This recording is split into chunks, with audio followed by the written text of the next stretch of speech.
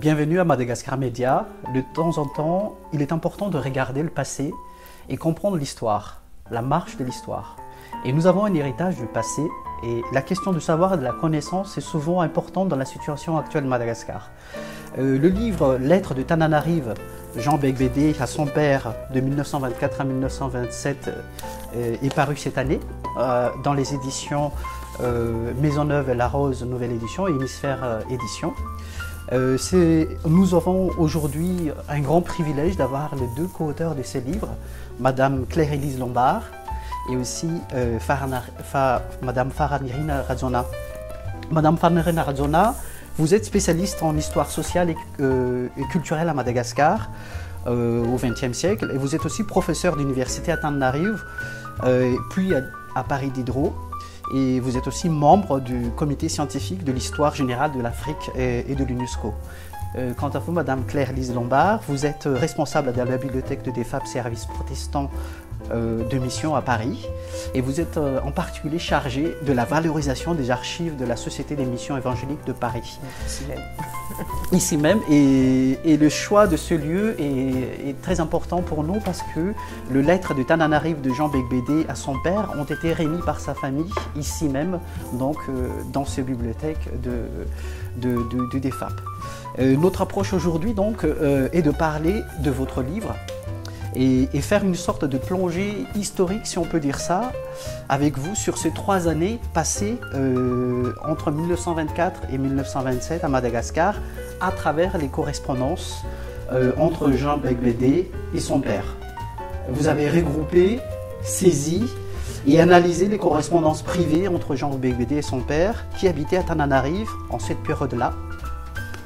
Et en cette période au début du XXe siècle, le monde connu du malgache s'est terminé et un autre est en train de se construire. La métamorphose d'une société en fait qui était royale, monarchique, vers une société nouvelle voulue par les, on va dire, les colonisateurs qui arrivaient à Madagascar en période-là. Donc on assiste à une ville qui est en pleine mutation sur le plan politique, urbanistique, démographique, et à travers les échanges de lettres avec son père, Jean Beigbeder nous fournit autant d'informations sur la situation sociale, économique et politique du pays. Et votre livre s'inscrit donc dans cette relation individuelle avec son père, mais aussi dans une relation en fait aussi dans le social. Donc aujourd'hui, notre émission va se diviser en 3 parties. La première partie sera consacrée sur la naissance même de votre livre et l'évolution de son écriture, la méthodologie que vous avez appliquée pour l'écrire. Et la deuxième partie, nous allons nous pencher particulièrement sur Rabeg, parce que Jean Beigbeder, on l'appelait aussi Rabeg. Donc vraiment, on l'a malgachisé le nom. Ça montre qu'il s'est bien intégré dans la société malgache, le nom malgache le nom que le malgache lui ont donné. Et enfin, la troisième partie sera consacrée sur l'aspect social, politique, vu à travers les correspondances, en fait, toujours de Jean Beigbeder à son père. Et nous allons parler aussi de Tananarive. La ville est très présente dans ses lettres. Et c'est d'ailleurs pourquoi vous avez voulu mentionner dans le titre de votre ouvrage, je pense, Lettres de Tananarive, Jean Beigbeder à son père. Donc pour commencer, j'aimerais bien parler déjà dans un premier temps en fait, de couverture de votre livre. Est-ce que vous pouvez nous décrire et pourquoi vous avez choisi en fait, cette couverture-là? Cette belle couverture avec ce tableau en particulier. Alors c'est une découverte de phare, je pense, à l'occasion d'une exposition au Quai Branly sur Madagascar. C'est toi qui avais repéré ce tableau. Oui. Peut-être pour rendre justice déjà à l'éditeur, c'est lui qui a trouvé le titre du livre. Et tout de suite, ça nous a séduit. Nous avions pensé à des choses plus plates et Alain Joson a proposé Lettres de Tananarive et c'est très bien comme ça. Au départ aussi, nous avions pensé à une couverture qui représenterait, par exemple, le Zouma. Mais d'abord, il n'était pas question de mettre Jean Beigbeder, puisque vraiment c'est quelqu'un qui n'est pas photogénique du tout. Oui. Et là, à l'occasion de l'exposition Madagascar au Quai Branly qui s'est déroulée je crois, entre septembre et janvier de cette année. Eh bien, nous avons repéré tout d'un coup là un tableau, Panorama Tananarive en 1925. Pile. Et pour moi, pile, j'ai dit, c'est vraiment ce qu'il faut pour la couverture du livre, parce que c'est tout à fait dans la date, ça s'inscrit dans la période pendant laquelle Jean Beigbeder a écrit à son père. Et nous avons cherché le propriétaire du tableau. Nous l'avons trouvé, c'est un collectionneur, monsieur Pierre Francom, qui a des relations aussi avec Madagascar, qui est dans une ONG, et il a eu la gentillesse de nous laisser donc utiliser ce tableau que nous avions photographié tout à fait simplement au musée. Voilà. Et le tableau, il est magnifique parce qu'on voit sur cette couverture, en fait, sur le fond, justement, donc une vue panoramique de Tananarive. On voit le palais de la reine Manzaka Miadan, à côté le palais d'Andafjällsvarg, et en bas, en fait, on voit aussi le lac Anous. Ah oui, c'est voilà. un très long tableau. Et toute la partie, en fait, encore une verdure, en fait, sur la partie basse de la ville. Voilà. Et j'aimerais savoir comment est venue l'idée de travailler sur ces lettres, comment le projet est né et comment vous avez procédé pour récolter les informations, les illustrations, parce que là, je pense, avec il y a une centaine de lettres dans votre livre que vous avez saisies. C'est vraiment une fouille littéraire là que vous avez fait et les lettres sont impeccables. Comment vous avez... Alors, est-ce qu'on revient un petit peu sur l'origine, effectivement, du livre? Alors, effectivement, le livre n'a été rendu possible que parce que la famille elle-même, donc un neveu de Jean Beigbeder, nous a remis cette correspondance autour de l'an 2000, donc est venu ici même, assez... à la fois simplement, et puis c'était quand même un moment un peu émouvant quand on vous remet quelque chose qui a un âge certain, j'ai envie de dire, et une valeur, même si on ne la mesure pas tout de suite. Donc moi, je me souviens de ce moment, parce que j'étais dans la maison déjà à ce moment-là, mais on n'a pas tout de suite, enfin moi je ne mesurais pas tout de suite l'intérêt que ça pouvait représenter, et c'est, je ne sais plus à quelle occasion, j'ai eu l'occasion d'en parler à Phare, et de sortir cette correspondance. Phare qui venait faire des recherches de temps à autre ici, et c'est elle qui a dit, qui a mesuré l'intérêt que ça pouvait représenter. Donc, oui, peut-être dire que, je ne sais plus, je ne peux plus dire exactement la date, mais c'était à l'occasion d'un colloque que j'ai organisé à Paris 7 sur culture citadine, sur médiation culturelle. Et je me proposais de parler évidemment de médiation culturelle à Madagascar. Je cherchais un peu, parce que je m'intéressais à la jeunesse malgache, et Claire Lise m'a dit, eh bien peut-être ça peut t'intéresser.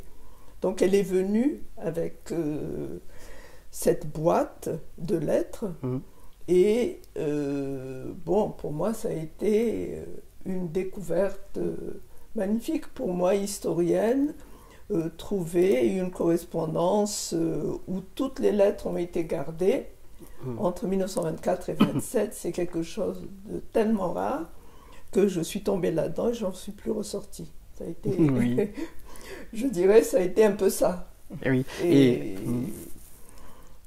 donc, mais Claire Lise pourrait raconter un peu l'arrivée de cette correspondance ici, parce que je trouve que c'est quelque chose de très, très beau, je dirais. J'ai déjà dit quelques mots, effectivement. Simplement, c'est vrai que moi, je me souviens du personnage, Monsieur Dondieu de Vabre, donc neveu de Jean Beigbeder, donc un monsieur déjà très âgé, très grand, qui est entré. Alors, la bibliothèque était à l'ancienne encore, c'était pas la bibliothèque, elle a déménagé depuis, mais est arrivé avec une boîte à biscuits lue, comme je sais raconter, une boîte orange, métallique, et m'a remis ce trésor, quoi. C'était à la fois tout simple, encore une fois, et voilà, quelque chose d'assez émouvant. Mais encore une fois, il faut voir que tout ça s'est passé sur un délai assez long, parce que ça se passait en 2000. Phare parle du colloque qui a dû se passer autour de 2007, tu dis? Oui, quelque chose comme ça. Et on voit qu'aujourd'hui, on est en 2019.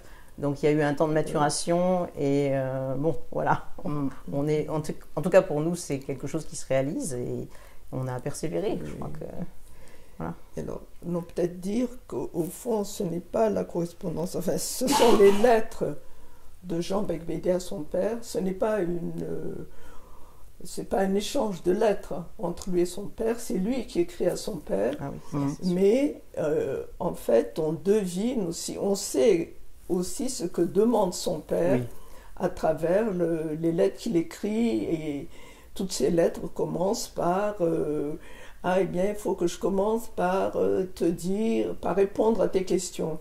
Je ne sais pas, le père demande par exemple, est-ce qu'il y a des opportunités pour la vanille? Est-ce que on parle beaucoup du pétrole à Madagascar? Qu'est-ce que tu en connais? Qu'est-ce que tu en sais? Etc. Donc on devine ce qui intéresse son père, on devine le contenu des lettres du père, mais on n'a pas les lettres du père, et ça c'est dommage. Mais enfin, en tant qu'historien, on peut toujours se débrouiller pour, non pas pour imaginer, mais pour se dire, eh bien voilà les questions qui ont été posées. Oui. On a la copie d'une lettre en fait, une lettre du père. Et là, en fait, les lettres, en tout, il y a 127 lettres en fait, manuscrites. Est-ce que vous avez eu du mal à les déchiffrer ou c'était facile quand même? Les lettres sont bien conservées. Elles ont été saisies dans un premier temps, donc on s'est fait aider de personnes qui travaillaient bénévolement avec nous ici. Et puis elles ont été entièrement relues, notamment par Phare, et par moi aussi par la suite. Mais parce qu'on tenait effectivement à suivre des règles assez strictes, c'est-à-dire que ce soit vraiment conforme aux originaux, y compris une correspondance. Quand vous écrivez, vous faites forcément des fautes, vous raturez, vous revenez. Et voilà, scientifiquement parlant, c'était essentiel que toutes ces petites anomalies qui font le côté vivant aussi de la correspondance soient conservées. Donc ça, c'est vrai que c'était un gros travail de s'assurer qu'on était au plus près des originaux, jusqu'à un certain point, bien entendu. Non, mais les lettres elles-mêmes, je pense qu'il y a un autre aspect de votre question, à savoir, eh bien, il a une écriture lisible. Oui, disons. C'était pas, on n'était pas en train de faire de la paléographie, quoi. Non, d'accord. Il écrit clairement, et c'est quelqu'un qui a un style vivant. Donc c'est agréable à lire. C'est pas quelque chose qui est embêtant. On peut très bien lire Beigbeder, peut-être pas pour s'endormir là-dessus, mais c'est quelque chose qui se lit facilement. Et il a une écriture, disons, agréable. Elle est simple et élégante. Simple, élégante. Direct. Et dans votre livre, en fait, les lettres sont codifiées. Est-ce que c'est vous qui les avez codifiées ou c'est plutôt son père, en recevant chaque lettre, il les a codifiées c'est-à-dire que même déjà son père a peut-être déjà un projet en fait de conserver les lettres au début et les partager. Alors les lettres circulaient en plus dans la famille, hein, comme on l'explique. Enfin, on l'explique bien dans l'introduction notamment. C'était des lettres qui dépassaient le cadre strict de son père et de sa mère et qui allaient à plusieurs adresses en fait, même du côté de la famille de sa femme. Donc c'est vraiment, voilà, c'est une correspondance. C'est sacré pour la famille en fait, à chaque grand événement pour la famille. Qui a joué un rôle au niveau de la cohérence de la famille, mais voilà, qui a vraiment une dimension, mais ça c'est Phare qui pourrait développer, pratiquement sociale. Il y a quelque chose qui va au-delà du caractère purement intime. Mais voilà, donc je ne sais pas si tu veux dire quelques mots plus là-dessus. Oui, peut-être on peut dire que c'est le père qui les a classés, en fait. C'est lui qui met... non, Jean Beigbeder, lui, il note lettre, je dis n'importe quoi, lettre 32, Tananarive, etc. Et le père, après, note reçu à Paris, tel jour, et quelquefois, il indique même... réponse, il faut penser qu'une lettre met à peu près un mois pour arriver de Madagascar à Paris ou à Haute-Thiers, dans les Pyrénées, ou dans le Béarn. Le père était dans le Béarn au printemps et en hiver à Paris. Et après, la réponse, ça met aussi un mois avant d'arriver à Madagascar. Donc il faut voir ce délai avec des lettres qui partent de Tananarive, prennent le train jusqu'à Tamatave, et puis de Tamatave, il y a le bateau, Et quelquefois, alors là c'est intéressant pour nous, nous qui ouvrons nos mails tous les matins, Oui, eux, c'est quand même un autre rythme. oui, tout à fait. Donc quelquefois, il a envie d'envoyer un post-scriptum à son père, et bien à ce moment-là, il essaie d'attraper un courrier automobile qui va à Maïvatanan. Et de Maïvatanan, il y a, j'allais dire, je sais pas, une chaloupe qui va jusqu'à Majinga. Et ça lui permet d'attraper le bateau qui a quitté Tamatave, je sais pas, 10 jours avant, etc. Donc il y a toute une savante organisation. Nous, maintenant, quand on veut faire partir quelque chose à Madagascar, nous allons à l'aéroport de Roissy chercher quelqu'un. Est-ce que vous pourriez poster cette lettre? Là, c'est une autre organisation. Et même, on n'envoie plus de lettres de nos jours. Mais bon, ça, c'est Aussi, une autre quand question. même, c'est toujours agréable. Donc, Oui. moi, j'en vois encore. Oui, très bien. Vous êtes Je résiste. Très bien. Et, Voilà. et moi, j'aimerais bien savoir, en fait, pourquoi le neveu de Jean Beigbeder, pourquoi il est venu ici au DEFAP? Pourquoi ce lieu est symbolique pour lui? Parce qu'il aurait pu le remettre à l'université, mais pourquoi ici particulièrement? Alors, bon, le lieu est quand même connu dans le milieu protestant pour être la maison d'émission, comme on disait jusqu'à une certaine époque. Bon, quelquefois on l'emploie encore.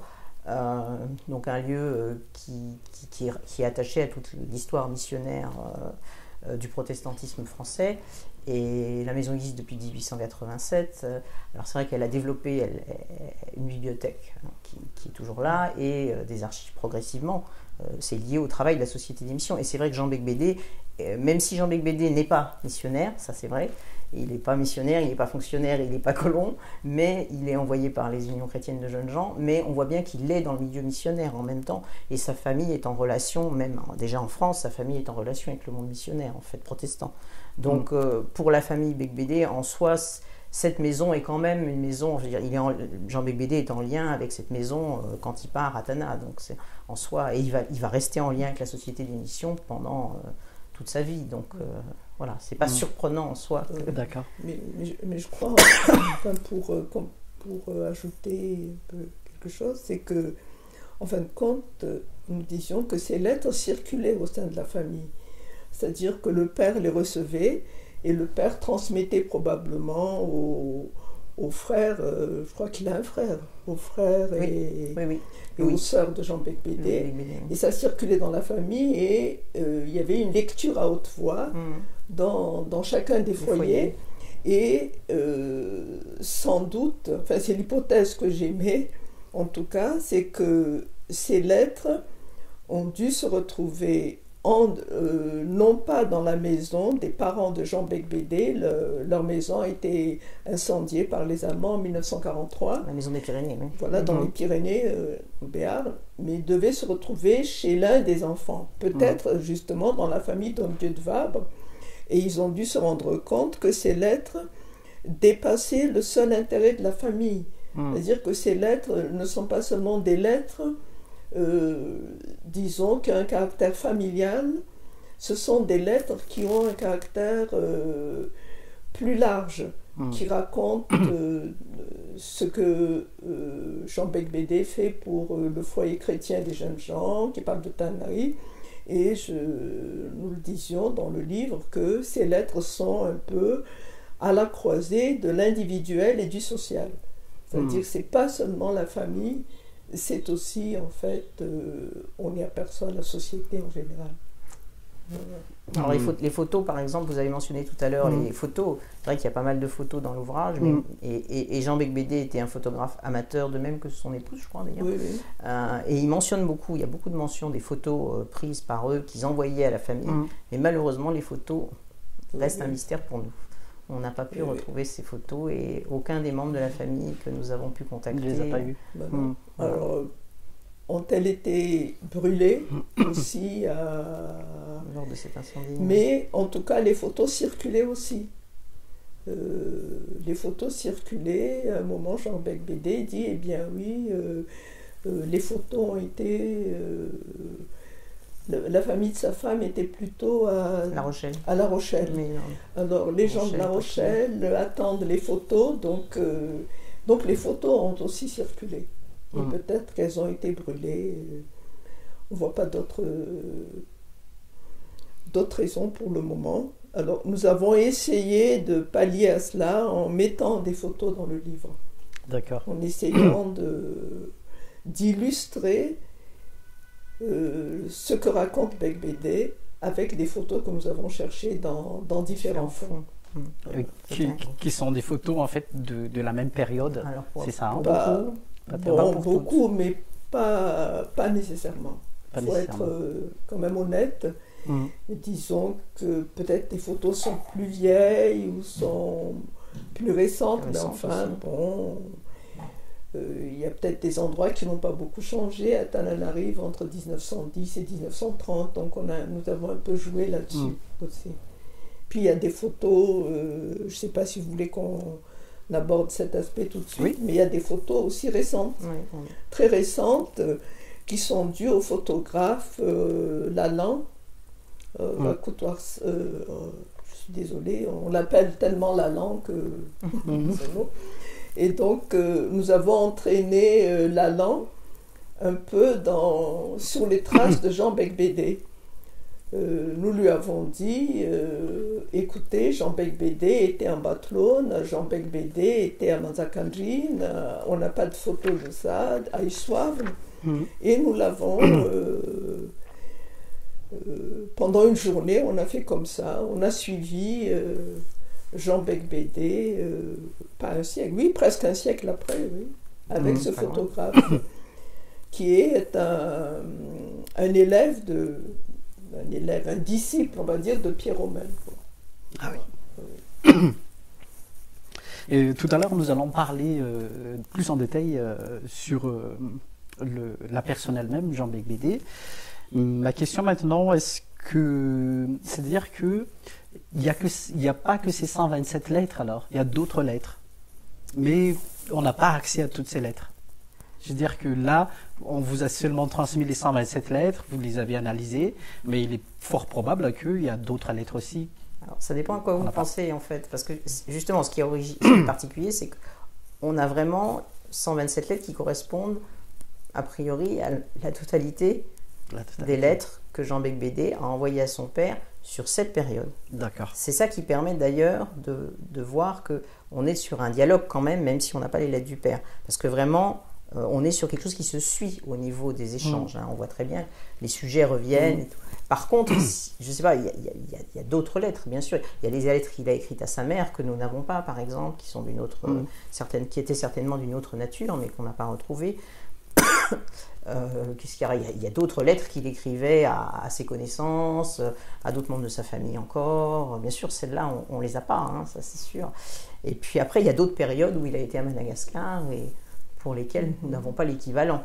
On a des lettres ici au DEFAP, dans les archives de la Société d'émission, pour des lettres de Jean Beigbeder. On en a d'autres qui étaient envoyées à la direction de la Société. C'est encore un autre type de lettre, voilà, plus institutionnel. On peut retrouver des lettres, enfin pour parler de sa correspondance, on peut retrouver des lettres plus tardives de Jean Beigbeder adressées à des Malgaches par exemple, parce qu'il est resté très en lien avec des Malgaches, même dans les années 50. Et donc certaines de ces lettres se trouvent au PAGEP, aux archives du PAGEP dans le Val-de-Marne. Oui, c'est aux archives départementales en fait. Aux archives départementales du Val-de-Marne, il y a un fonds qui s'appelle Fonds du PAGEP, et là on a aussi des documents concernant Jean Beigbeder. Et là-bas, par exemple, je crois que c'est là-bas que j'ai retrouvé une lettre que Jean Rademain Pitt, le pasteur, feu pasteur Jean Rademain Pitt, a écrite à Beigbeder, par exemple, quoi. D'accord. Nous allons faire une petite courte pause avant de reprendre pour la deuxième partie de notre émission.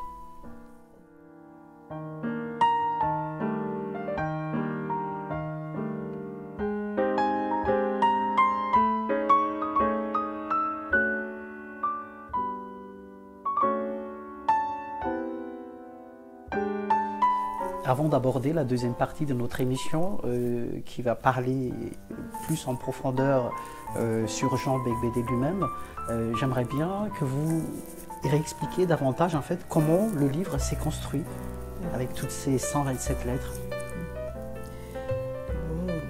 Peut-être, bon, ce livre, c'est une édition d'une correspondance. Alors, bien sûr, nous avons reproduit toutes les lettres, mais nous avons voulu aussi éclairer ce qui est dit, parce qu'il y a des allusions, des allusions à des institutions, à des événements qu'il évoque et que le lecteur non averti ne peut pas comprendre.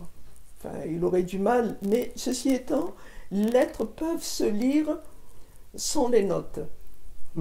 Les lettres peuvent se lire sans les notes, mais nous avons tenu à donner quand même un caractère scientifique, disons, scientifique, en éclairant un certain nombre de points, en situant un peu ces lettres dans leur contexte. Je ne sais pas, par exemple, Jean Beigbeder parle des corvées que les Malgaches exécutent.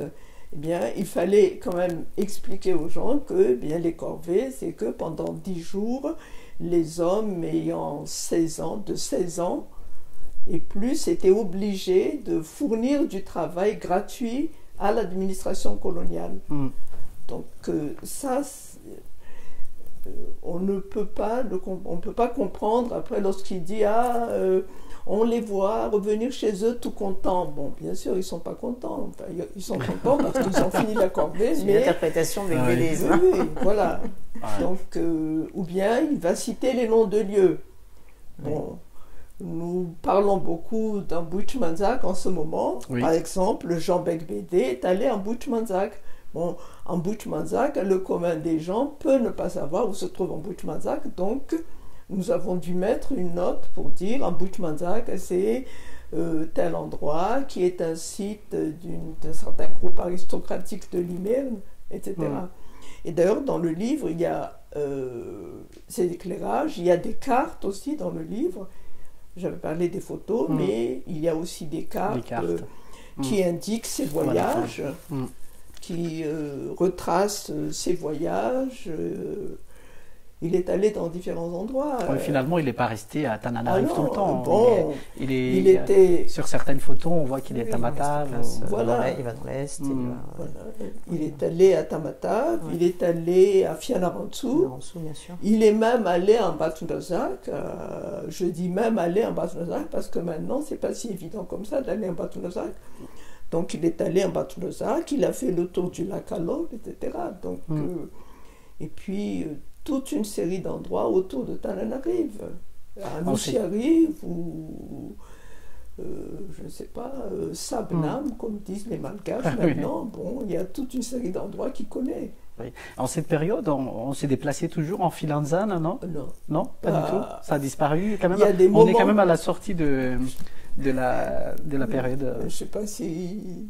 non, moi je ne saurais pas forcément, mais à quel moment ça a changé, tu veux dire. Non, en fait, les Filanzanes, on se déplaçait en Filanzane même dans les années 1950. Des fonctionnaires se faisaient transporter en Filanzane. Alors, ça a duré aussi tard, d'accord. Oui. Il était en Filanzane lorsqu'il circule dans la forêt de l'Est, du côté d'Anker à Magdink ou autre, mais il prend le train.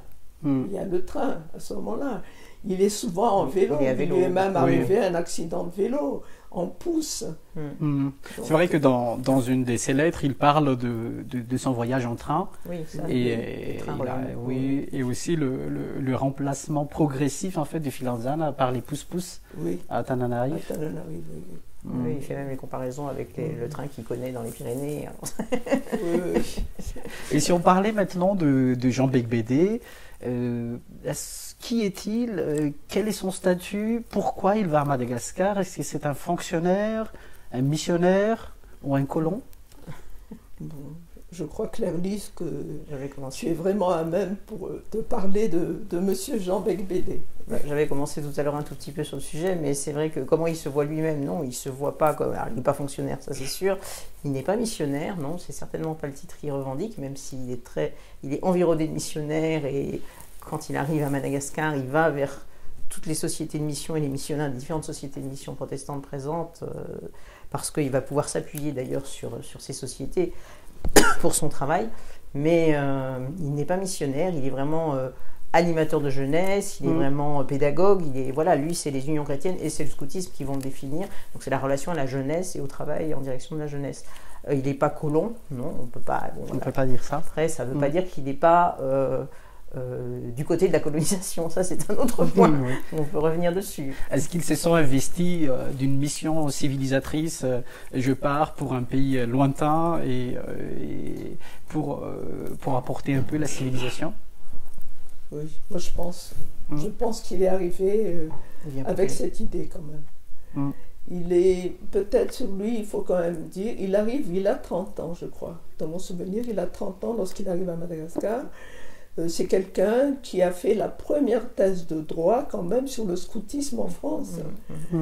Et ça c'est important, où il montre les vertus du scoutisme, etc.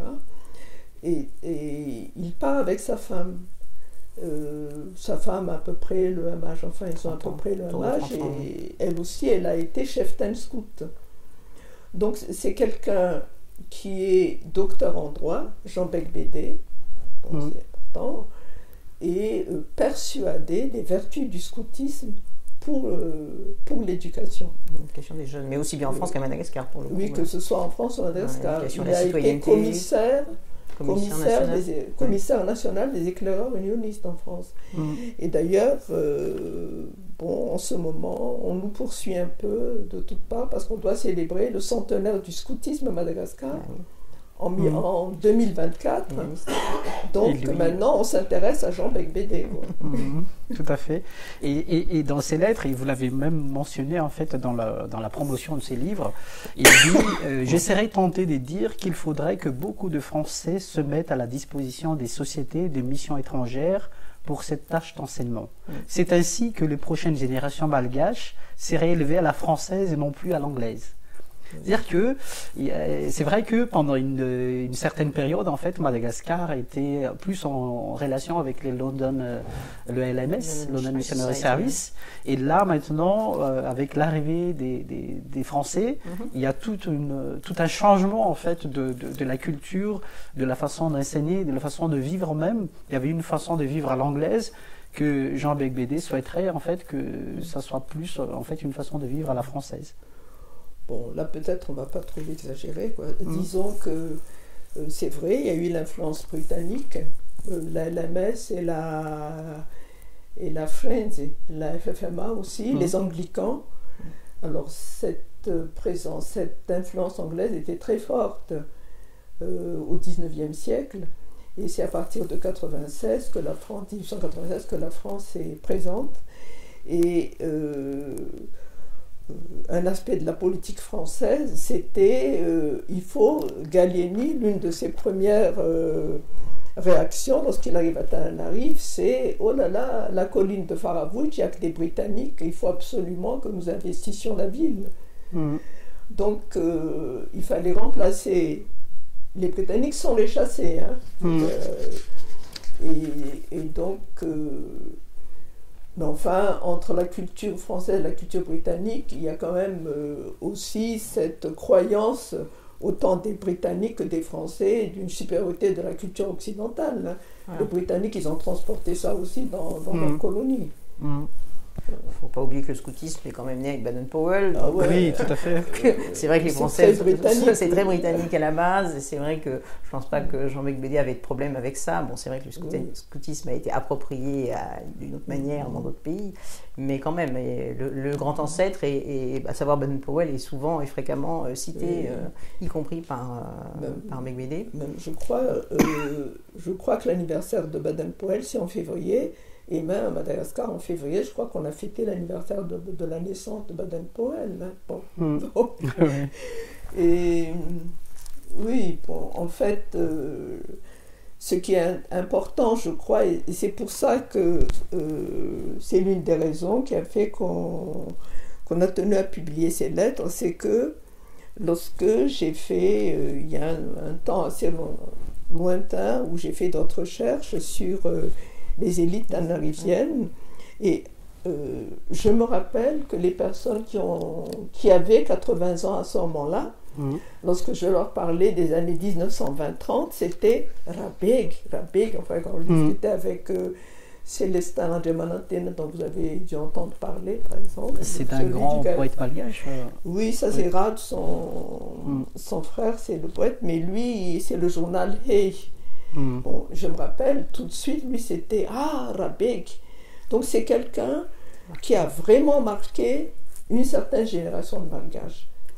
Les gens qui avaient, enfin nés dans les années 1910, qui ont vécu à Tananarive, ont été marqués par Rabeg, par Jean Begbede. Et le fait qu'on l'ait appelé Rabeg, tout comme on a appelé quelqu'un qui s'est occupé du scoutisme à Madagascar, Ledoux, Marc-André Ledoux, les Malgaches l'ont appelé Chef Mami. Tout ça, un autre là, Martin, les Malgaches l'ont appelé Ramar. Bon. Donc il y a eu vraiment une reconnaissance, quoi. Une acceptation même, une acceptation, voilà. Dans la société. Vous avez tout à fait raison, c'est le mot qu'il faut. Une acceptation du fait que on pouvait le considérer comme un Havan. Quel que soit le fait qu'il ait été vraiment dans un esprit, il était français, il venait civiliser les Malgaches.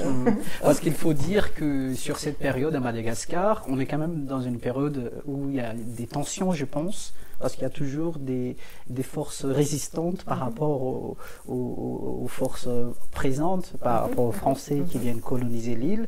On sort juste de la monarchie. Et Rabeg, lui, dans tout ça, en fait, il trouve bien sa place, c'est-à-dire qu'il est bien accepté par les Malgaches. Il est bien accepté parce que, comment je dirais ça, les Malgaches ont... Enfin, une certaine jeunesse malgache appréciait le fait qu'il s'est occupé qu'il ait créé ce foyer. Alors le foyer est un lieu de culture française et malgache. Voilà. C'est là où, voilà, on ne peut pas enfermer le foyer juste dans le foyer chrétien dans Paris B, donc qui initie. C'est un lieu où Jean Begbede va, avec d'autres bien sûr, dont il va s'entourer, il va à la fois contribuer à valoriser la culture française, ça c'est indéniable, hein, je veux dire, mais aussi la culture malgache en fait. Et pas mal d'intervenants qui donnent des conférences ou autres sont des personnalités malgaches. Voilà, et c'est une ouverture sur le monde aussi, ce foyer, c'est une ouverture sur la culture, ça va même au-delà de l'Europe en fait, parce qu'on peut en entendre parler du Japon, on peut entendre parler... C'est vrai que c'est un lieu assez extraordinaire de rencontre quand même entre Français et Malgaches. Donc, je crois que le foyer avait un rôle... C'était vraiment un lieu de rencontre, et la revue du foyer, Fanny Luntanour, c'est une revue qui a été longtemps bilingue. Bon, puis progressivement, c'est vrai, les Malgaches ont investi la revue, et à la fin, le premier numéro, c'est 1926, je crois, décembre 1926, et en 1931, eh bien, pratiquement, ce n'était plus que 10% des articles qui étaient en français. C'est-à-dire, en fait, que les Malgaches, avec une très grande habileté, ont réussi à faire de ce foyer franco-malgache un espace de liberté dans une ville où ils étaient sous contrôle colonial. Pour eux, le foyer, c'était un endroit où on pouvait discuter, où on pouvait, sous couvert de culture, sous couvert d'autres choses, parler politique. Et je dis toujours à Claire-Lise que bon, mais ça se trouve ailleurs, hein. Les Malgaches vont vous faire un sermon sur les enfants d'Israël, qui ont été poursuivis par les Égyptiens. Mais lorsque Rabar parle de ça, en réalité, dans son esprit, c'est à lire au second degré, c'est-à-dire que ce sont les Malgaches qui sont sous le contrôle des colons. Donc, déjà la théologie de la libération, on dirait. Mais il ne fallait pas dire les choses directement. Voilà, on ne pouvait pas dire les choses directement. Et peut-être que Beigbeder n'avait pas envie que le foyer devienne un espace de contestation, mais c'est quand même devenu un espace où pouvaient mûrir des idées de critique contre le pouvoir colonial. Est-ce qu'on peut dire que Jean Beigbeder résista, en fait, il ne voulait pas être un élément de propagande coloniale? Non, on le situe vraiment du coup. Je crois voilà, c'est ça qui est compliqué, hein, toutes ces nuances. Mais non, il n'a pas de problème avec la colonisation. Et ça, voilà, il faut ça ressort. D'autant que sa famille est partie prenante de la colonisation. Son père et plusieurs membres de sa famille sont investis dans des entreprises coloniales, sont dans des conseils d'administration, beaucoup en Afrique du Nord, font des affaires de type colonial. Et il y a même des échanges entre père et fils justement autour de ces questions-là. Mais Jean Beigbeder n'a pas de problème avec la colonisation en tant que telle. Et il en voit les aspects positifs, enfin à son avis, il en voit aussi certains aspects négatifs, mais il est du côté de la colonisation. Mais ça ne l'empêche pas voilà, d'avoir un rapport à l'autre qui est aussi dans l'ouverture. C'est ça qui est difficile à... Alors, peut-être que Claire-Lise pourra ajouter d'autres choses là-dessus, mais il faut voir que la maison de Jean Beigbeder, qui se trouve à Antapanmaj, enfin un peu, attendez, juste en dessous du temple d'Abad Fnak. D'accord. Bon, la maison existe toujours, et cette maison est, comme nous dirions en malgache, une sorte d'embouipion. C'est un endroit où il accueille des malgaches de sa génération. Et c'est très rare, il faut dire qu'en 1924-25, accueillir des malgaches chez soi, c'est pas courant. Et donc, il y a des malgaches de sa génération, le docteur Arzon et sa future femme, Madame Ramon Soubert, ou bien le père de Raphaël James, et sa femme, qui sont aussi malgaches, les Rassoldières, sont reçus chez eux. Bon, bien sûr, c'est une élite, mais néanmoins, c'est important de savoir qu'ils accueillaient chez eux des malgaches et que eux allaient prendre le thé aussi, c'est des malgaches de leur génération, ce qui est rare. C'est qui est rare en ce moment-là, ouais. Donc, et là, je crois que la liste pourrait ajouter quelque chose sur la manière dont il apprend le malgache. Enfin, oui, ça, c'est important. Effectivement, dans les éléments qui le distinguent, peut-être, qui montrent en tout cas ce qu'il animait dans ce désir d'ouverture à l'autre et d'aller vers, c'est sûr qu'il va mettre, alors qu'il vient pour une période qui est quand même courte, ça dépend, 3 ans, mais il va déployer énormément d'efforts dès le départ pour apprendre le malgache, jusqu'à prendre donc plusieurs leçons par semaine avec un pasteur malgache, c'est Randzavoul, hein, c'est ça, et aussi avec un collègue éventuellement, enfin un missionnaire Chazelle, mais et malgré les difficultés, parce qu'il évoque beaucoup ces difficultés, c'est une langue qui n'est pas facile, alors bon, voilà, il le dit, et plus ça revient beaucoup dans le livre, mais il va s'accrocher, il y a vraiment une volonté d'aller vers jusqu'à apprendre, à maîtriser jusqu'à un certain point une langue qu'il estime difficile finalement. Mais peut-être aussi il était obligé, maintenant que je réfléchis, parce que les réunions de missionnaires se tenaient en malgache. Oui. C'est-à-dire que c'est le malgache qui est la langue commune de ces missionnaires qui sont là. Oui. Ils ne vont pas parler français parce qu'ils n'ont pas envie, en tant qu'anglais, de parler français. Donc, j'exagère à peine, donc les réunions se font en malgache. Entre norvégiens, britanniques, français, c'est la langue commune. Oui. C'est-à-dire que d'autres missionnaires étrangers britanniques, ils parlaient malgache. Je crois que c'est l'une des premières choses qu'ils faisaient en arrivant dans le pays, c'était d'apprendre la langue. Et donc les réunions se font en malgache. Et quant à Jean Beigbeder, je crois qu'il n'a pas fait qu'un seul séjour à Madagascar. Est-ce qu'on peut dire qu'à la fin de ces séjours-là, il parlait couramment le malgache? 3 ans, c'est court, à mon avis, j'aurais pu dire. Certainement pas aussi bien que les collègues missionnaires dont on a parlé, je pense que c'était pas possible. Mais tout de même, c'est vrai,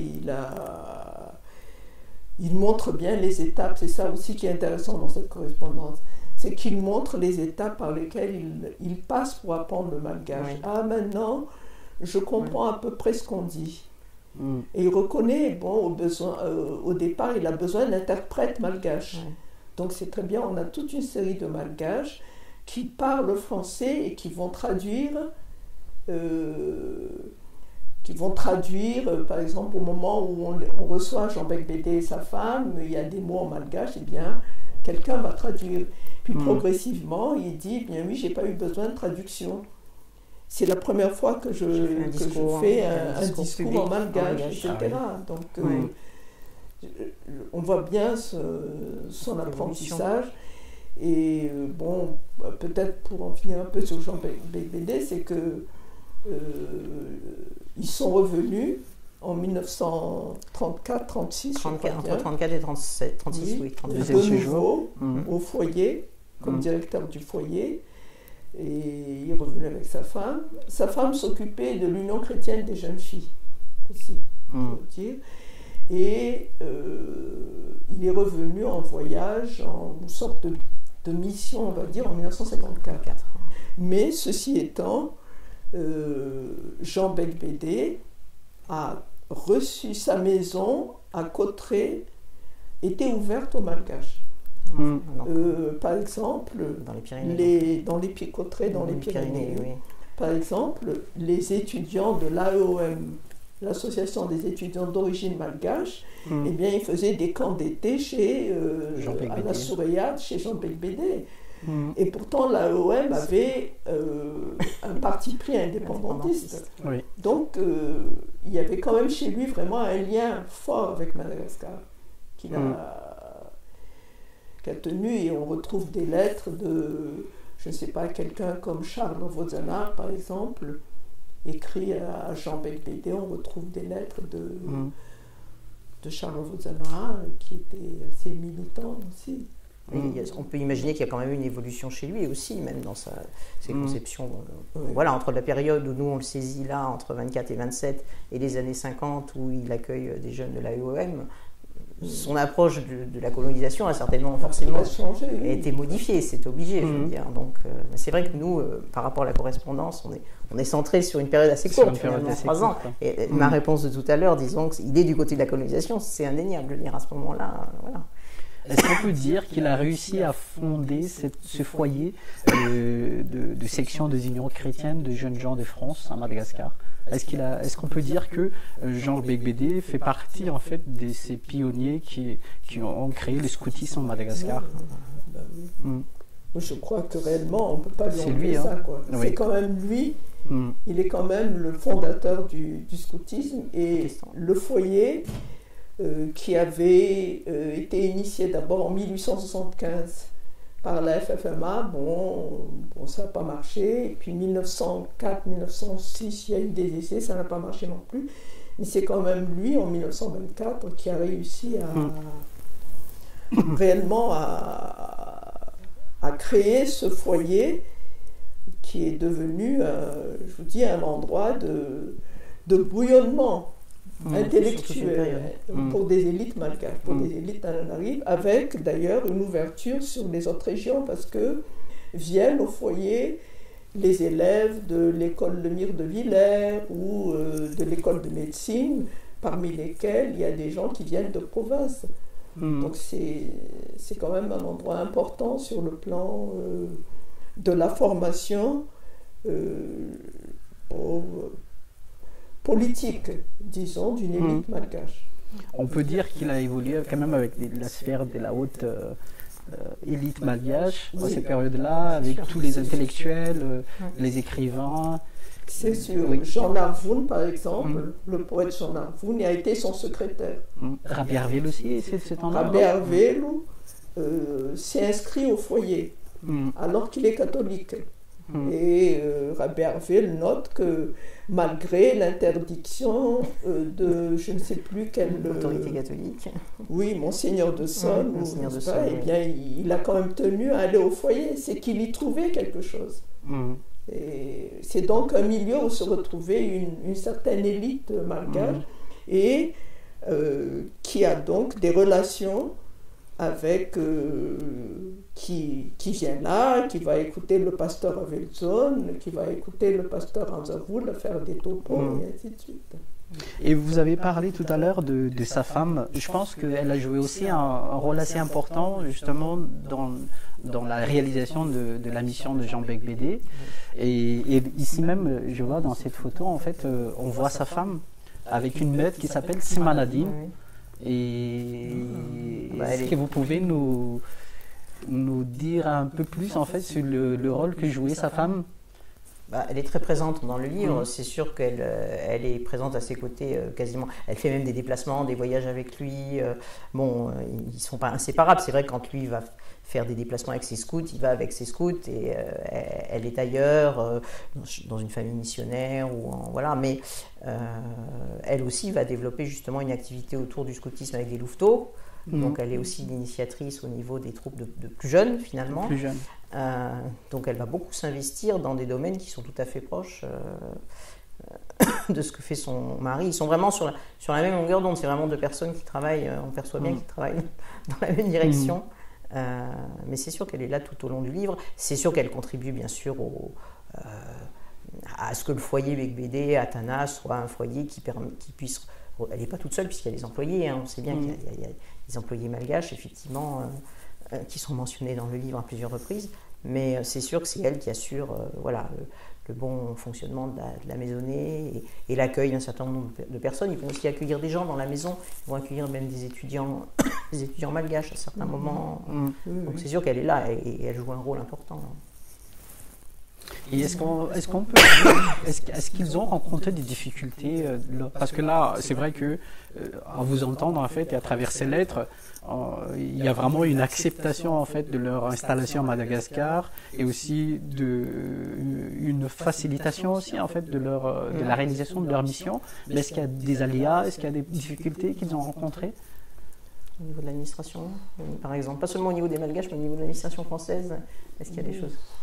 Non, j'ai pas du tout, enfin moi c'est un peu l'impression, hein, le souvenir que je garde de ces lettres, c'est que, mis à part des passes d'armes avec les catholiques, je dirais...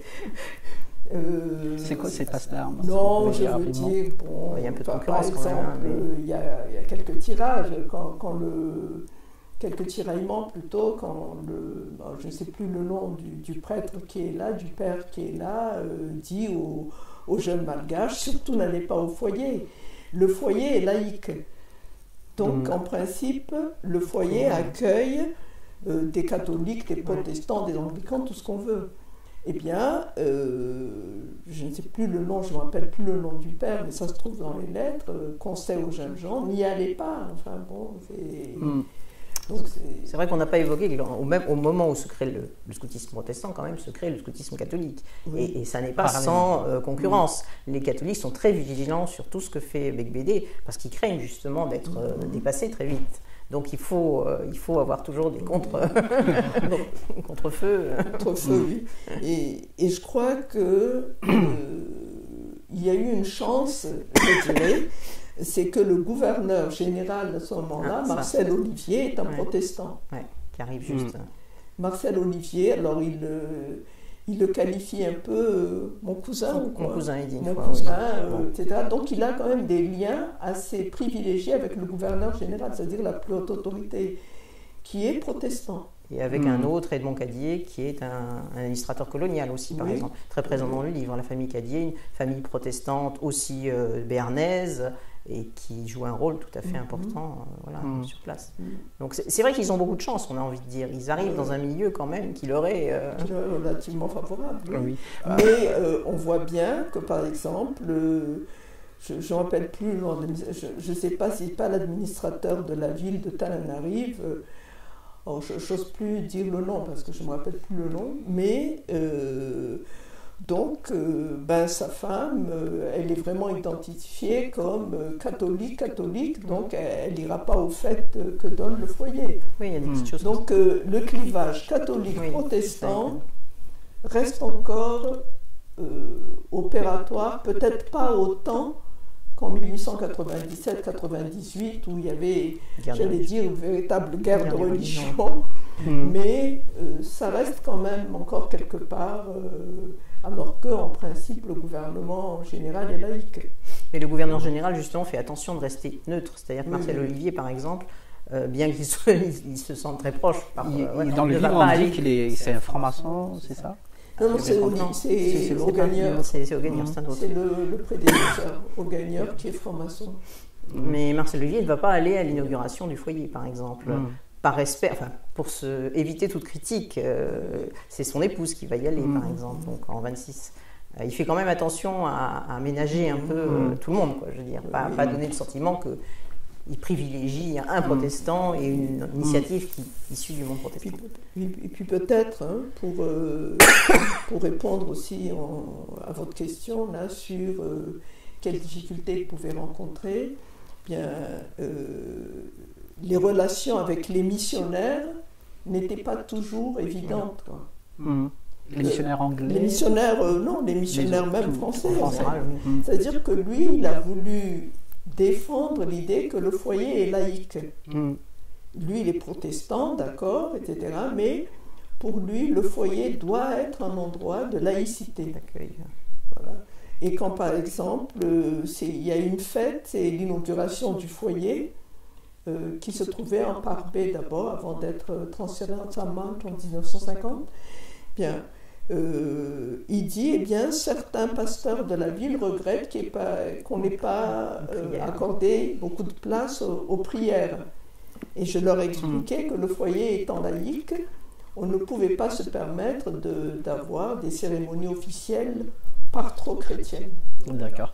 Et est-ce qu'on peut dire que sur cette première partie en fait du XXe siècle à Madagascar, la ville s'est fortement christianisée, j'imagine, parce que là donc il y a deux religions, on va dire le christianisme qui est là, les protestants et les catholiques. Tananarive, je pense, c'est fortement christianisé sur cette 20, 30, 40 premières années de son histoire au XXe siècle. Là. Ça, je ne me rends pas compte au niveau des chiffres. Enfin bon, disons tout de même que le christianisme a commencé à s'implanter au 19e. Donc déjà, il y a eu la période Ranaval première avec les persécutions, mais à partir des années 1860, eh bien, il y a eu quand même une entrée réellement des missions, de différentes sociétés missionnaires. Et donc, Beg-Bédé arrive quand même dans une ville où le christianisme est déjà assez bien implanté. Parce que dans le livre, vous parlez que Tananarive était la capitale politique et Analamang, c'était plutôt la capitale religieuse. C'est Amboumang. Pardon. Oui. Amboumang, oui. Oui, mais ça, disons, c'est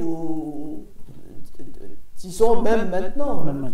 Même maintenant, pour des gens qui sont de Limère, Amboumang reste un caractère d'importance sur le plan religieux. Mais, disons quand même, ils arrivent dans une ville qui est marquée par le christianisme. Donc c'est peut-être, ça facilitait aussi leur action. Y compris des signes visibles, quoi, avec les temples. Voilà. Et c'est quand même une ville où on voit des temples partout. Des temples partout, oui. Même à ce moment-là. Et ils sont symboliquement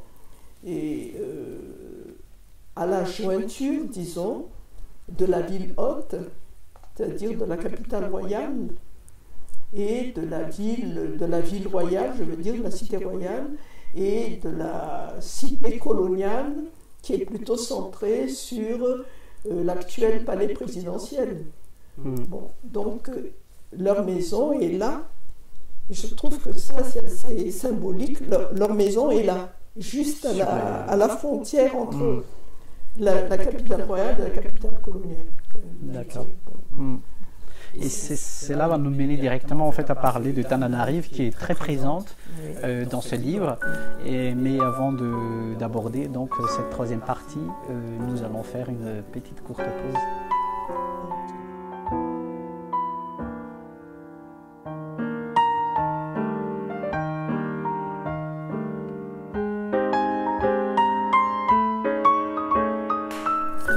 Nous nous arrivons maintenant à la troisième partie de notre émission.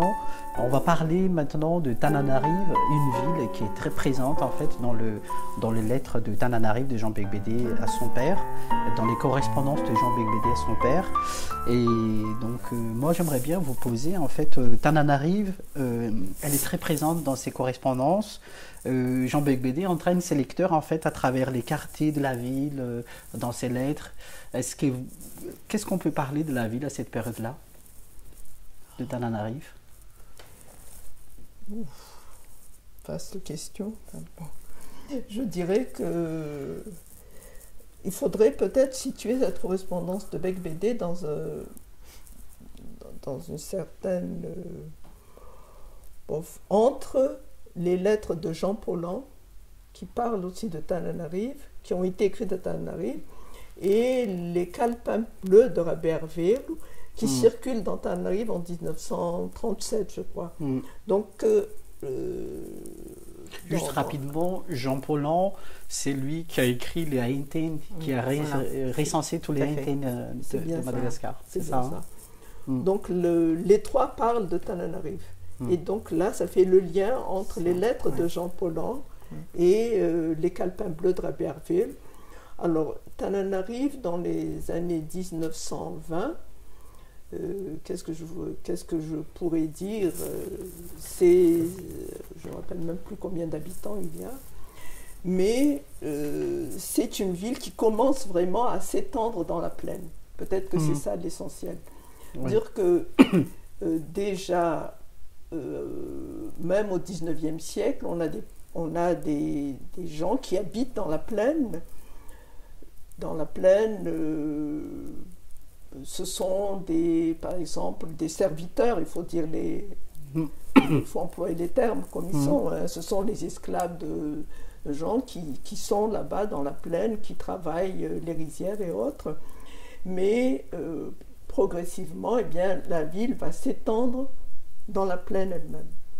Alors que dans la conception de l'habitat chez les Malgaches, eh bien, les maisons sont en hauteur sur la colline. En hiver, en tout cas, sont sur les collines en hauteur. Et puis après, on a les cultures sèches. Et dans la plaine, on a les rivières. Eh bien, tout ça va changer. Et on va avoir de plus en plus de maisons dans la plaine. Et avec une urbanisation voulue par le pouvoir, qui avait besoin d'avoir une ville un peu sur le modèle, comment je dirais ça, d'une ville bien organisée, avec des rues orthogonales, etc. Un plan, comme on dit, hippodamique. Eh bien, tout ça, on ne pouvait pas faire ça dans la ville haute. La ville haute était déjà très occupée. Et même les collines d'un cas de foot et autres commencent à être occupées. Eh bien, on va descendre dans la plaine, quoi. Donc ça, c'est une mutation importante, disons, au début du XXe. Et cette extension de la ville, en fait, est liée, je pense, à une forte démographie de la population, non ? À cette période-là, en fait, si j'ai bien compris, on arrive dans les 75 500 habitants à Tananarive. Oui. C'est-à-dire qu'il y a une forte... Il y a ça, et puis il y a aussi le fait que... je sais pas, il faut bien voir à l'esprit que les Français arrivent et sont obligés de composer avec la ville malgache. Ça, c'est très important. Les Français n'ont pas créé Tananarive. Alors qu'ils ont créé Antirabé, c'est ça? Ils ont créé peut-être pas une partie d'Antirabé, mais Tana aussi, ils vont créer une partie de Tana. Mais ça, c'est important pour comprendre notre histoire, c'est que quand les Français arrivent à Tananarive, les Français, les Britanniques ou autres, ils sont obligés de s'insérer dans la ville qui existe. Ils n'ont pas d'autre solution. Ils vont s'insérer dans la ville, ils vont devenir locataires de Malgaches, etc. Et tout de même, ils rêvaient d'une ville dans une perspective hygiéniste, une ville moderne, une ville bien organisée, avec des grands axes comme Antirabé. Des grands axes, il y a le quartier des grands axes, des rues, enfin, ce qui fait la ville pour eux, c'est qu'il faut des grandes perspectives, il faut des rues orthogonales. On est aussi dans la situation, il faut qu'il y ait un centre commercial, un centre administratif, etc. Et ils ont voulu faire ça à Tananarive. Mais c'était difficile, il fallait aller dans la plaine pour justement pour. Il fallait aller dans la plaine et pour avoir ça. Est-ce que la ville a été électrifiée déjà en cette période-là? Alors à cette période, oui. Alors je ne peux pas vous dire exactement la date, je suis désolée, mais il y a déjà l'électricité en ville à ce moment-là. Il mentionne le téléphone aussi. Oui, le téléphone aussi. Ils ont le téléphone, oui. Je crois que l'eau arrive plus tardivement, mais enfin il y a quand même l'eau déjà aussi. Mais voilà. Et si on évoque le plan social, en fait, l'environnement social dans la ville dans ces années 20, on sort juste, on va dire, d'une période monarchique. Les Français, donc, ils s'installent. Jean Bébédé, il est en train aussi de monter cet espace franco-malgache. Comment on peut... Est-ce que vous pouvez nous dire un peu plus, en fait, de cet environnement social-là sur ces années 20 à Madagascar et notamment en Tananarive? Tout ce que je peux vous dire, hein, je n'ai pas des chiffres, mais tout ce que je peux dire, c'est que, à la différence, par exemple, de Tamatave ou de Diego Suarez, la communauté française à Tananarive est moins importante. Sur le plan... Alors, cette communauté française, enfin ces Français, sont constitués par, je ne sais pas, par des fonctionnaires, par des responsables, des directeurs de société, par les missionnaires, etc. Essentiellement. Plus par les fonctionnaires que par exemple dans une ville comme Tamatave où il y a, de mon point de vue, une plus grande présence de, comment je dirais ça, de ce qu'on appelle colon. Le colon étant par définition l'étranger qui n'est pas dans l'administration. Ça, c'est la définition première du colon. Donc, peut-être, oui. Et puis, bon, il y a aussi dans le monde, dans le milieu français, il y a les Réunionnais. Il y a aussi des Réunionnais. Alors là, c'est très compliqué parce que les Malgaches, les Réunionnais qui sont là sont... je ne dirais pas tous, mais un nombre assez important, un pourcentage important, et dans une situation de fragilité sur le plan économique et même social. Et ils sont confrontés à des Malgaches qui, eux, occupent des postes dans l'administration qui sont, sur le plan même de l'instruction, quelquefois mieux placés qu'eux. Donc, c'est aussi des relations très compliqué. Est-ce qu'on peut dire, sur le plan social à Madagascar, est-ce qu'il y a la pauvreté là ou non? Je ne pense pas. La ville est assez prospère à cette période-là, je pense. Je ne sais pas comment vous dire. Bon, la pauvreté, si elle existe quand même, faut pas... elle existe, mais effectivement, alors là, c'est juste un souvenir. Je ne peux plus vous dire la date. Hein. Je suis désolée, je suis historienne, mais je n'ai pas le souvenir de la date. Il y a eu une grande expo à Tananarive en Tananarive. J'étais là-bas, donc ça a dû être dans les années 1990, quoi. Nous avions monté ça avec la mairie de Tananarive. Et je me rappelle, j'ai encore gardé les cahiers où les personnes ont fait des remarques sur Tananarive. Et c'était, oh là là, qu'est-ce que c'était bien avant, c'est vrai, c'était propre. Mais il y avait moins de monde aussi, hein, C'est une ville où il faisait bon vivre, quoi. Surtout dans les années 50-60. Mais il ne faut pas non plus considérer que le passé est toujours très bien. Hein. En 1921, il y a la peste à Tananarive. Oui. Et c'est vrai que quand on regarde, par exemple, les illustrations que vous mettez dans votre ouvrage, on voit que la ville est propre, bien organisée, bien structurée. Et ça crée vraiment une sorte de nostalgie, même. Parce que là, c'est... Mais c'est une ville beau. C'est une ville où ça se mélange quand même. Alors, c'est ce que tu dirais. Alors, c'est ça aussi. Peut-être que comme dit Claire-Lise, c'est très différent, par exemple, de villes africaines. C'est au même moment. C'est-à-dire que on est dans une ville où il n'y a pas de clivage, de ségrégation entre français et malgaches d'une part, mais même vous allez dans un quartier vont se côtoyer des gens qui appartiennent à une certaine bourgeoisie et puis des gens de milieux beaucoup plus humbles. Bon.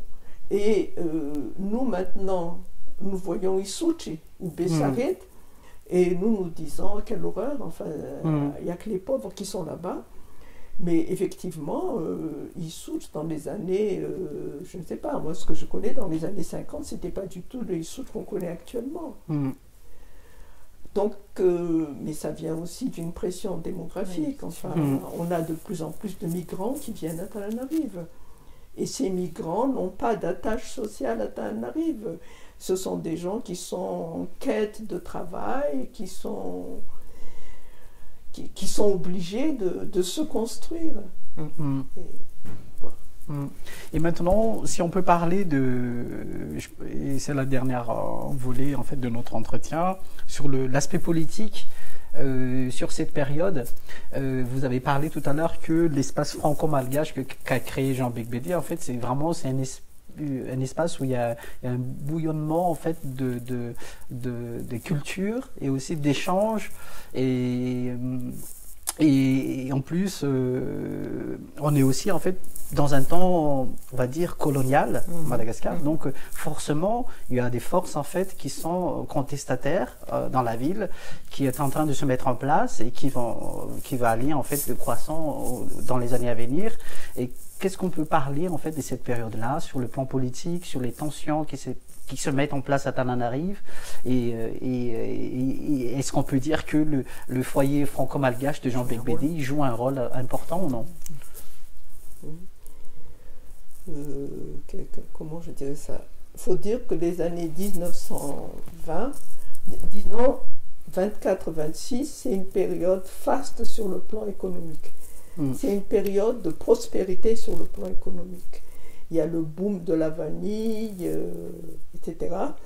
Mais c'est aussi la période où la contestation, elle mûrit d'abord dans le nord, autour de Ralaimungu, qui est installé, d'ailleurs il en parle, dans son livre il parle de Ralaimungu, du Sac, etc., sont là-bas dans le nord à Diego.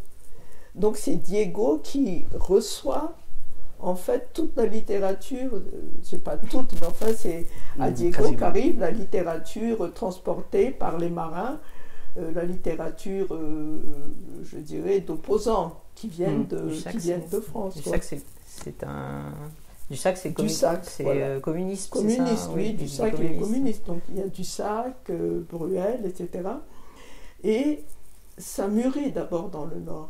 Mais en même temps, à Tananarive, il ne faut jamais oublier que il y a quand même déjà une sorte de bouillonnement politique qui ne dit pas son nom autour de des Ravouang, je sais pas, Ravouang, il était, c'est encore un peu plus tard. Oui.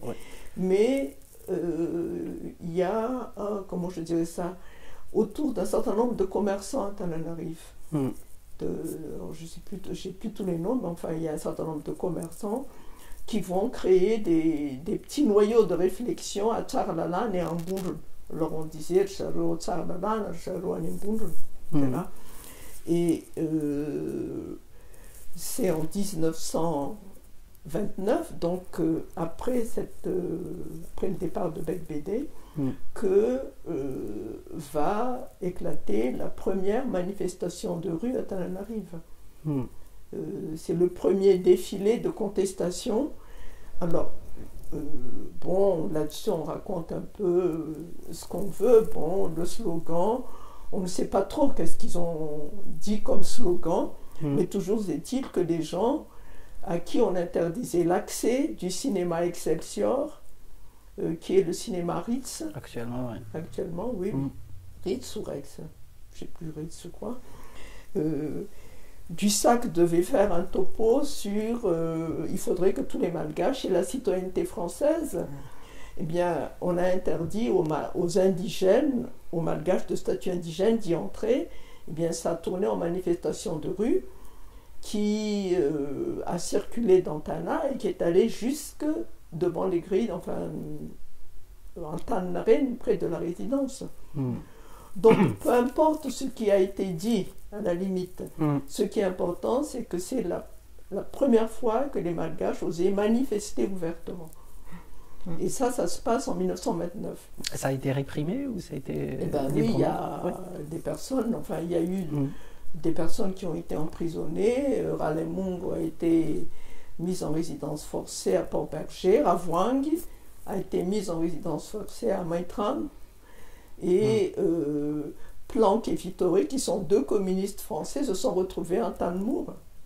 Donc, et quand vous voyez à Tanarive, il y a une rue, je crois, du côté d'Antalmour, qui porte le nom de Planck ou de Vittori. Alors on se demande qu'est-ce qu'il fait là. Eh bien, on sait pourquoi il est là, c'est qu'il a été emprisonné pour avoir manifesté avec les Malgaches.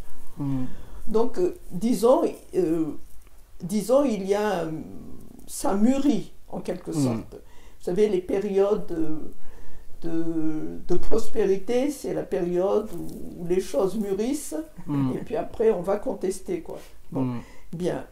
24-26, c'est une bonne période sur le plan économique. Il y a un certain nombre d'indicateurs qui sont positifs, mais 26, Marcel Olivier va créer le SMOTIC, service de la main-d'œuvre pour les travaux d'intérêt général. C'est qui entraîna plus tard le mouvement de 1947. L'une des raisons, etc. Et peut-être un dernier point, c'est qu'à ce moment-là aussi, eh bien, le bouillonnement, c'est aussi sur le plan religieux. C'est-à-dire qu'on a un protestantisme dissident, on va dire. Il y a un groupe de protestants qui, depuis 1894, avait rejeté la mission britannique pour créer le Clan Susur, transformé en Clan Brick après, qui se trouve en Batmakan, du côté d'Ambatmakan. Et donc, c'est aussi dans les temples que se réfugie le nationalisme malgache. Donc, tout ça, les choses couvent. C'est en préparation. Et ça voilà. Est-ce qu'on peut dire que Jean Beigbeder, avec son projet de création de cet espace franco-malgache, a contribué justement en fait à cette période de cohésion, si on peut dire ça? Je crois qu'il n'avait pas envie de ça. Il n'avait pas envie de ça. C'était pas son objectif. C'était pas son objectif, mais il ne contrôlait pas la situation. Voilà, il n'a pas contrôlé la situation. Je crois que c'est ce qu'il faut dire, c'est qu'il n'a pas mesuré ce que ça pouvait créer. Mais disons, c'est quand même un phénomène qui n'est pas spécifique à Madagascar, on trouve ça ailleurs. Sur cette période-là. En Afrique, les mouvements de jeunesse sont aussi des lieux de circulation des idées. Voilà. Voilà, ça a été son apport, permettre que les idées circulent finalement, mais c'est vrai qu'il n'a pas maîtrisé. Et c'est bien. Voilà. Claire-Lise Lombard et Faraniri Razona, merci beaucoup. Merci beaucoup de nous avoir accordé ce temps pour parler de votre ouvrage Lettre de Tananarive, Jean Beigbeder à son père, de 1924 à 1927. Si vous voulez en savoir davantage et vraiment plonger dans les lettres, nous vous invitons à acheter le livre. Il est disponible à la Maisonneuve et la Rose, nouvelle édition, et édition Hémisphère, édition aussi. Voilà. Tout bon libraire. Merci, voilà, merci beaucoup. Je dirais merci à vous de l'intérêt que vous avez porté à ce livre. Merci de la lecture que vous en avez faite, parce qu'apparemment vous avez quand même vous vous êtes plongé là-dedans, et il ne faut pas que les gens soient rebutés par l'épaisseur du livre. C'est un livre où il y a beaucoup de photos, c'est un livre où il y a beaucoup aussi, enfin les lettres se lisent vraiment bien, et vous pouvez vous passer de lire les notes de bas de page. Ça n'a aucun intérêt. Oui. Et c'est une période historique en fait qui est un peu méconnue. Hein. Donc le livre justement apporte un éclairage en fait sur, sur cette période-là. Et éclaire beaucoup de personnalités aussi, moins connues. Bon, ah oui, ça c'est important quand même. Les personnalités Excusez-moi, malgaches. peut-être on peut ajouter ça et puis vous verrez ce qu'on va faire. Oui.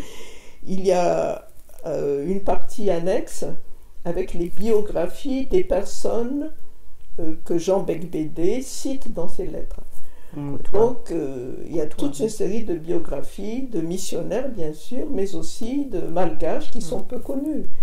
Par exemple, le fondateur de l'AOM, le docteur Félix Randemanan, bien, on a consacré une biographie de Félix Randemanan, en dehors de Ranzavul ou d'autres qui sont mieux connus. Donc, si vous voulez retrouver certains de nos grands ancêtres, on peut les retrouver là.